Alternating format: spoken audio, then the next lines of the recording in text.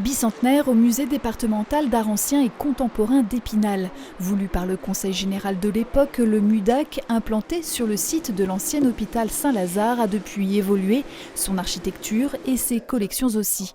Les 200 000 visiteurs qui le parcourent chaque année peuvent admirer des œuvres majeures. Ici, on a eu la chance de 1974 à 2000 d'avoir un conservateur qui se nommait Bernard Huin et qui a fait le pari de l'art contemporain. Et donc on a une collection exceptionnelle. Merci, cher poète.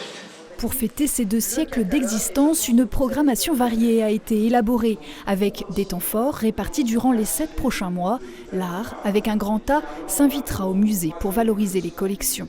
Donc on reste sur le principe de la visite, mais des visites un peu différentes. Donc on va tester des visites dansées, des visites théâtralisées, et puis des visites décalées aussi. Donc effectivement, l'objectif c'est que y en ait pour tous les goûts. L'objectif c'est que des personnes qui ne connaissent pas le musée puissent venir découvrir le MUDAC, et à l'inverse, des personnes qui connaissent déjà le musée puissent les redécouvrir. Une exposition conçue pour cet anniversaire permet de mettre en lumière des œuvres récemment restaurées ou sorties des réserves. Le musée se veut vivant et capable d'évoluer avec son temps. Un musée, c'est plus comme à mon époque où quand on rentrait dans un musée, il fallait tenir la main, ne pas parler, ne pas toucher, rien dire, être bien sage.